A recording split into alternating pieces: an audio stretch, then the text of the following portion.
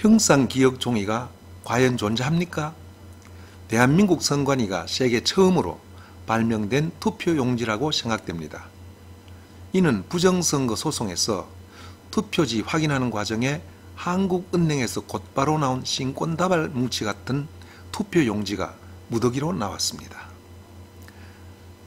부정선거 소송 원고 측 변호사가 신권다발 같은 투표용지는 부정투표지라고 주장했습니다.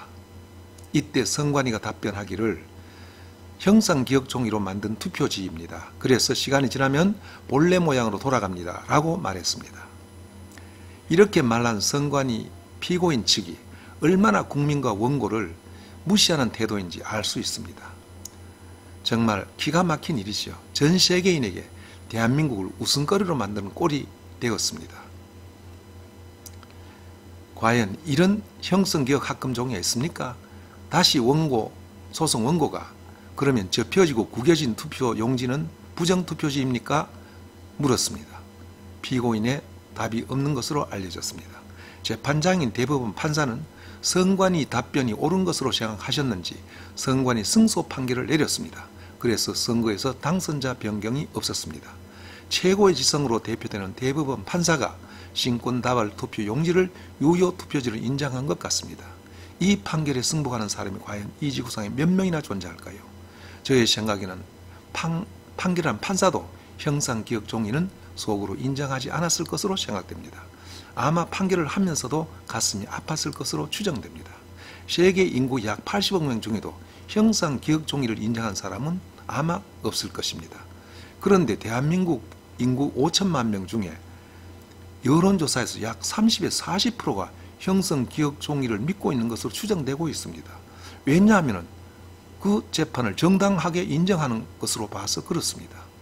과연 이런 여론조사가 정확한지 모르겠으나 참으로 기막힌 현실입니다. 대한민국에서 이런 형상기억종이를 인정해야 하는 현실이 가슴이 터집니다. 형상기억종이는 현재까지 존재하지 않는다는 것을 알면서도 이에 거부의사를 표시하지 못하면 소수의 무지한 사람의 지배를 받으면서 살아야 할 것입니다. 세계에서 인정받는 자유대한민국이 어느새 짐승 같은 자들에게 지배받으면서 노예로 살게 되는 나라로 손자 손녀에게 물려주게 된다고 생각하니 눈물이 납니다. 이제 지식인들은 어떻게 해야 하겠습니까? 이제 목숨을 걸고 옳고 그른 것을 외쳐야 합니다. 만일 30%에 해당하는 사람이 필자의 외침을 듣는다면 정신 차립시다 라고 말하겠습니다.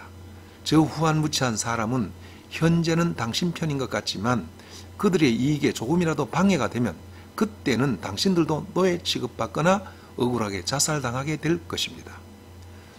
세계 역사에서 수많은 독재자들이 그들이 경영한 나라를 보고 정신 차리시기를 간곡히 바랍니다.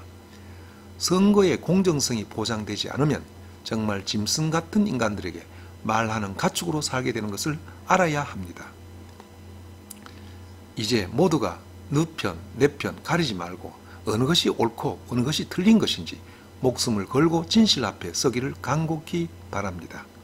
지금도 밤 새워가면서 차가운 아스팔트 도로에서 목이 터져라 외치는 사람들을 이해하시고 건강이 허락되시면 손자, 손녀를 위해 동참해 주시기를 바랍니다.